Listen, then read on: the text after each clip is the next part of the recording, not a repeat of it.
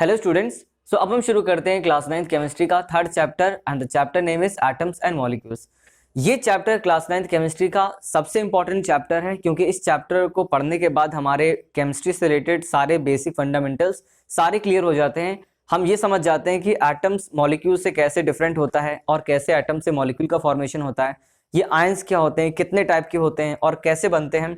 इसके बाद हम मॉलिक्यूलर मास, एटॉमिक मास, इनके बारे में पढ़ेंगे और लास्ट टॉपिक हमारा होगा जो मूल कॉन्सेप्ट होगा, जो बहुत इंपॉर्टेंट पार्ट है केमिस्ट्री का। ये सब हम इस चैप्टर में पढ़ने वाले। तो इससे पहले हम इस चैप्टर में आगे बढ़ें, पहले हम ये समझते हैं कि ये एटम्स और मॉलिक्यूल्स का आइडिया कहाँ से आया।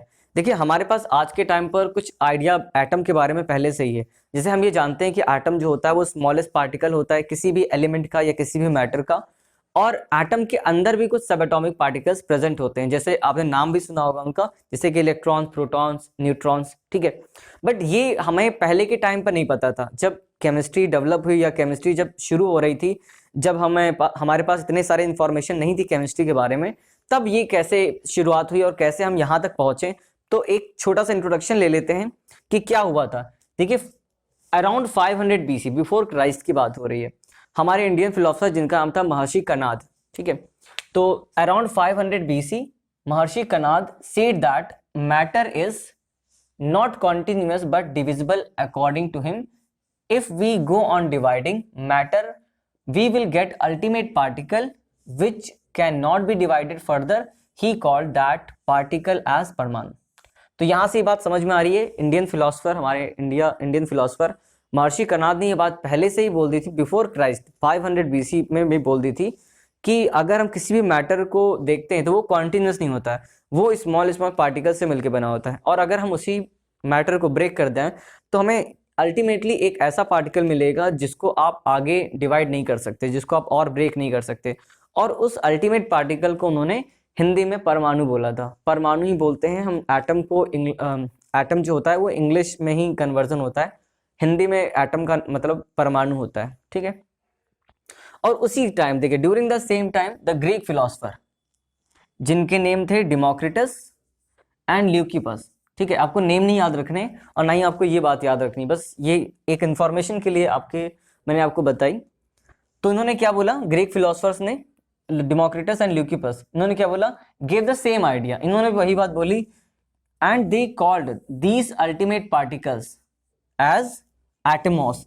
और ग्रीक में एटमॉस का मतलब होता है इनडिविजिबल, ठीक है। अगर कोई एटमॉस बोलता है इसका मतलब है कि वो इनडिविजिबल के बारे में बात कर रहा है, ठीक है। विच मीन्स इनडिविजिबल, मतलब कि जो डिवाइड ना हो सके वही इनडिविजिबल है, ठीक है। But however we know that today we know what an atom is and how it is responsible for different properties of substances, okay. अब हम बात करते हैं लॉज ऑफ केमिकल कॉम्बिनेशन के बारे में। देखिए, टोटल 5 लॉज होते हैं जो केमिकल कॉम्बिनेशन के लिए रिस्पॉन्सिबल होते हैं। पहले केमिकल कॉम्बिनेशन का मतलब क्या है, पहले मैं आपको ये क्लियर कर दूं।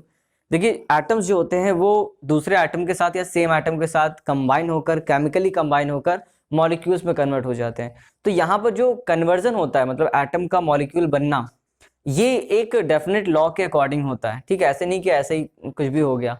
तो यहाँ पर जो लॉज वैलिड होते हैं या फॉलो होते हैं वो बेसिकली ये 5 लॉज होते हैं, ठीक है। हमारे सिलेबस में हमें बेसिकली सबसे ज्यादा इसके बारे में बात करनी है, इसके बारे में बात करनी है और थोड़ी सी बात हम इसके बारे में करेंगे, ठीक है। Law of conservation of mass, law of constant proportion और law of multiple proportion.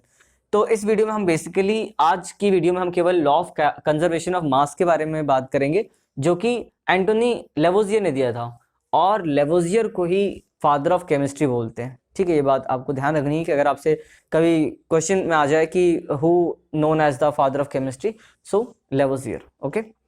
Second देखिए, लॉ ऑफ कांस्टेंट प्रोपोर्शन, ठीक है, प्राउस्ट ने दिया था। ये भी आपको ध्यान रखना है कि किस लॉ को किस साइंटिस्ट ने दिया था। लॉ ऑफ मल्टीपल प्रोपोर्शन ये डाल्टन ने दिया था, ठीक है। इसके बाद लॉ ऑफ रेसिप्रोकल प्रोपोर्शन और गे-लुसाक लॉ ऑफ गैसियस वॉल्यूम, ये दोनों लॉ हम हायर क्लासेस से पढ़ते हैं। तो अभी हम बात करते हैं लॉ ऑफ कंजर्वेशन ऑफ मास। तो हम बात करते हैं लॉ ऑफ केमिकल कॉम्बिनेशन के first law of conservation of मास के बारे में। तो लॉ ऑफ कंजर्वेशन ऑफ मास मतलब, कंजर्वेशन का मतलब क्या होता है? कंजर्वेशन का मतलब होता है किसी भी चीज का सेम रहना, ठीक है, जैसा पहले था वैसे ही बाद में रहना, तो उसे हम कंजर्वेशन बोलेंगे। जहाँ पे किसका कंजर्वेशन हो रहा है? मास का, मतलब मास चेंज नहीं होगा।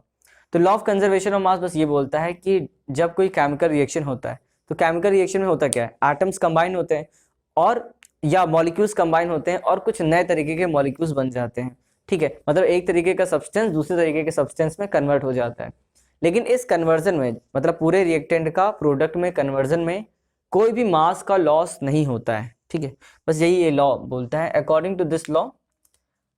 और इस लॉ को किसने दिया था, लेवोजियर ने दिया था, ठीक है, ये बात भी आपको ध्यान रखनी है। तो according to this law the mass can neither be created not destroyed during a chemical reaction, ठीक है, that is mass remains constant during a chemical reaction, मतलब मास ऑफ रिएक्टेंट जो होगा वो मास ऑफ प्रोडक्ट होगा जब कोई केमिकल रिएक्शन हो जाएगी। तो आपने मान लीजिए कोई केमिकल रिएक्शन आप करा रहे हैं, आपने देख लिया कि रिएक्टेंट कितना है, ठीक है, और जब प्रोडक्ट बन जाए उसके बाद आप उनका वेट चेक कर लीजिए, आपको दोनों का वेट सेम मिलेगा, ठीक है। तो जैसे देखिए यहाँ पे एक ये, अच्छा रिएक्टेंट किसको बोलते हैं, बहुत से स्टूडेंट्स को ये प्रॉब्लम होती है। रिएक्टेंट्स हम उनको बोलते हैं जो रिएक्शन के पहले हमारे पास होता है, और जो रिएक्शन कंप्लीट हो जाती है तो जो बनता है उसे हम प्रोडक्ट बोलते हैं। तो ये रिएक्टेंट्स है, प्रोडक्ट है, ठीक है। तो अगर हम एक एग्जाम्पल लेते हैं, जैसे मान लीजिए हमारे पास कैल्शियम कार्बोनेट है, आप 100 ग्राम कैल्शियम कार्बोनेट लीजिए, ये एक्सपेरिमेंट है, ठीक है, ये एक्सपेरिमेंटली चेक किया गया, ठीक है, कि आपने अगर कैल्शियम कार्बोनेट 100 ग्राम लिया, ठीक है, और उसे आप हीट कर रहे हो बहुत हाई टेम्परेचर पे, तो यहाँ पे ये क्या होगा, ये कैल्शियम ऑक्साइड और साथ में CO2 यहाँ से रिलीज हो जाएगी। तो जो कैल्शियम ऑक्साइड होगा ये तो सॉलिड होगा, ये भी सॉलिड होता है, एस मतलब सॉलिड, ठीक है, और इस एरो का मतलब होता है गैस। तो जो कैल्शियम ऑक्साइड है, हमने चेक किया कि कैल्शियम ऑक्साइड कितना बना, तो एक्सपेरिमेंटली देखा गया कि 56 ग्राम बना, ठीक है, मतलब बाकी अब ये 100 ग्राम था और हमें 56 ग्राम मिला, तो क्या चीज एक्स्ट्रा निकल गई, CO2। अगर हम इस CO2 को भी अलग से कहीं पे कलेक्ट कर लें और उसका वेट चेक करें तो ये एग्जैक्टली 44 ग्राम ही मिलेगा। तो आप चेक कर लीजिए, 100 ग्राम लिया था और इन दोनों को ऐड करने के बाद भी आपका 100 ग्राम ही आएगा। मतलब इससे बात प्रूफ होती है कि जब केमिकल रिएक्शन हुआ तो जितना मास आपने रिएक्टेंट के तौर पे लिया था उतना ही मास आपको प्रोडक्ट के तौर पे मिला। अब यहाँ पे देखिए लॉ ऑफ कंजर्वेशन मास को एक एक्सपेरिमेंट के थ्रू भी समझाया गया है। तो एक्सपेरिमेंट क्या है कि आपने एक कोनिकल फ्लास्क लिया और जिसमें आपने थ्रेड की हेल्प से एक टेस्ट ट्यूब बना रखी है, ठीक है, फंसा के रखी हुई है, और जिसमें आपने क्या भरा हुआ है, Na2SO4 का सॉल्यूशन, ठीक है, एक्वस फॉर्म में लिया हुआ है, मतलब पानी में डिसॉल्व करके आपने यहाँ पे रखा हुआ है।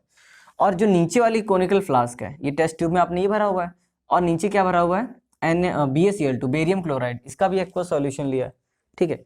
और किसी भी तरीके से थ्रेड आपने ओपन करके इसके टेस्ट ट्यूब को इसमें मिक्स कर दिया, ठीक है, तो मिक्स कर दिया तो दोनों आपस में रिएक्ट कर जाएंगे और रिएक्ट करके क्या बनाएंगे, BaSO4 और साथ में NaCl। BaSO4 का PPT बन जाएगा व्हाइट कलर का और NaCl एक्वस फॉर्म में डिसॉल्व रहेगा। तो रिएक्शन हुई इस तरीके से, ठीक है। तो अब हमें चेक करना है कि क्या इनका मास कंजर्व रहा। तो एक्सपेरिमेंटली ये देखा गया कि जितना मास पहले इस टोटल का था उतना ही जब रिएक्शन हो गया उतना ही मास हमें, सेम मास हमें इसका भी मिला, ठीक है। तो जो BaCl2 प्लस Na2SO4 का टोटल मास रहा होगा आफ्टर द रिएक्शन, इसका टोटल मास हमें इक्वल मिला। तो इस तरीके से हम बोल सकते हैं टोटल मास जो था दोनों का वो क्या था, कंजर्व था। अब हम बात करते हैं limitation of law of conservation of मास की। देखिए law of conservation of mass ordinary reactions में तो पूरी तरीके से परफेक्टली वैलिड है, बट रेडियो एक्टिविटी के केस में या न्यूक्लियर रिएक्शंस के केस में ये थोड़ा सा परफेक्टली फॉलो नहीं हो पाता, क्योंकि हमें जानते हैं कि रेडियो एक्टिविटी में जो मास होता है वो एनर्जी में लगातार कन्वर्ट होता है। कोई भी रेडियो एक्टिव सब्सटेंस लगातार अपने मास को कम करता जाता है और वो अल्फा बीटा गामा इस तरीके की रेस एमिट करता है, जिसकी वजह से उसका मास लगातार कम होता जाता है, ठीक है। तो क्या होता है, after the discovery of radio activity it is found that in the nuclear reactions mass can be destroyed and can be converted into energy। जबकि law of conservation of mass क्या बोलता है कि मास नीदर डिस्ट्रॉयड नॉर क्रिएटेड, ठीक है। जबकि यहाँ पे न्यूक्लियर रिएक्शंस में या रेडियो एक्टिविटी के केस में मास डिस्ट्रॉय होकर एनर्जी में कन्वर्ट हो जाता है और उसकी एनर्जी को हम कैलकुलेट भी कर सकते हैं बाय दिस फॉर्मूला E=mc² से, ठीक है। यहाँ से आप मास और c मतलब light of energy, light speed of light, ठीक है। तो यहां से देखिए this law is not perfectly, अब यहाँ पे सारी बातें लिखी गई, this law is not perfectly followed in nuclear reactions, ठीक है, although in ordinary reactions law of conservation of mass is still valid. अब देखिए यहाँ पर एक क्वेश्चन लिखा है मैंने जो इसी लॉ पर बेस्ड है।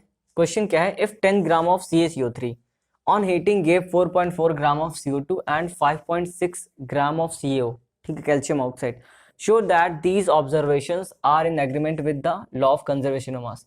देखिए सिंपल सी बात है, अभी हमने एक एक्सपेरिमेंट भी देखा था कि इन्होंने कैल्शियम कार्बोनेट कितना लिया है, 10 ग्राम, और जब इसको हीट किया तो क्या बना, CO2 बना और क्या बना, कैल्शियम ऑक्साइड, ठीक है। तो कितना CO2 बना, तो 4.4 ग्राम बना, कितना CaO बना, तो 5.6 ग्राम बना, ठीक है, 5.6 ग्राम, ठीक है।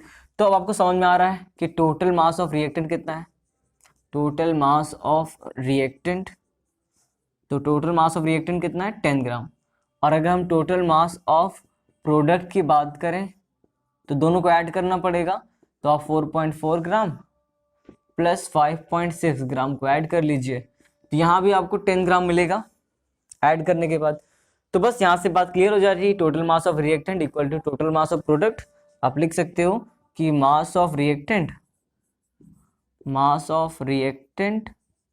इक्वल टू क्या है, mass of product equal to mass of product, ठीक है। टोटल मास दोनों का इक्वल है, इसलिए hence law of conservation of mass क्या है, वेरीफाइड है, हेंस वेरीफाइड। बस ऐसे लिख के आप आंसर कंप्लीट कर सकते हो, हेंस वेरीफाइड, ओके। इसी लॉ पर बेस्ड एक और क्वेश्चन देखते हैं।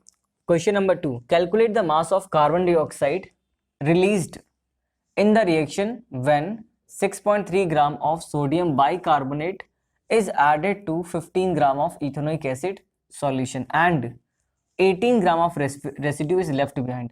तो आपको क्या कैलकुलेट करना है, mass of carbon dioxide released. देखिए क्वेश्चन पढ़ने में टफ लग रहा है बट ये है बिल्कुल भी टफ नहीं। देखिए कैसे करना है, ऐसे हमें क्या बोला गया है, कार्बन डाइऑक्साइड रिलीज पता करना है और रिएक्शन किसकी हो रही है, when 6.3 gram of sodium bicarbonate. तो सोडियम ऐसे लिख सकते हैं, आपको फॉर्मूला नहीं पता है तो भी कोई प्रॉब्लम नहीं, आप ऐसे ही लिख सकते हो। हमने लिख लिया सोडियम बाई कार्बोनेट, ठीक है। हो सकता है अभी आपको फॉर्मूला नहीं पता हो, कोई इशू नहीं। सोडियम बाई कार्बोनेट कितना है, 6.3 ग्राम, ठीक है। और क्या बोला गया, इथेनोइक एसिड में ऐड किया गया, तो इथेनोइक एसिड कितना है, इथेनोइक एसिड ये हमें दे रखा है 15 ग्राम, ठीक है। और यहाँ से क्या बना है, यहाँ से बोला गया है CO2 रिलीज हुआ, साथ में कुछ रेसिड्यू बचा, ठीक है। अब क्या रेसिड्यू बचा ये हमारा क्वेश्चन नहीं है, CO2 कितना निकला ये पता करना है, तो उसको हम x मान लें, और रेसिड्यू कितना है 18 ग्राम, तो 18 ग्राम आपने मान लिया। हम जानते हैं कि ड्यूरिंग अ केमिकल रिएक्शन जो टोटल मास होता है वो कंजर्व रहता है, तो यहाँ पे law of conservation of mass लगा लेंगे। तो according to law of conservation of mass, law of conservation of mass, ठीक है। तो क्या लिख सकते हैं हम, 6.3 gram plus 15 gram equal to x plus 18 gram, ठीक है। तो यहाँ से आप x कैलकुलेट कर सकते हैं, 15 और 6.3 ये हो जाएगा 21.3 gram equal to x plus 18 gram, ठीक है। तो x कैसे निकलेगा, माइनस करना पड़ेगा, तो 21.3 ग्राम से हमें माइनस करना पड़ेगा 18 ग्राम, तो कितना आ जाएगा, ये आ जाएगा 21.3, तो ये हो जाएगा 3.3 ग्राम।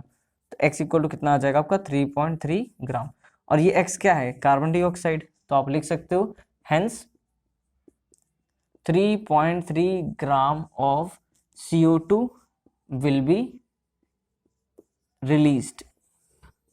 इस तरह से आप ये आंसर कंप्लीट कर सकते हो।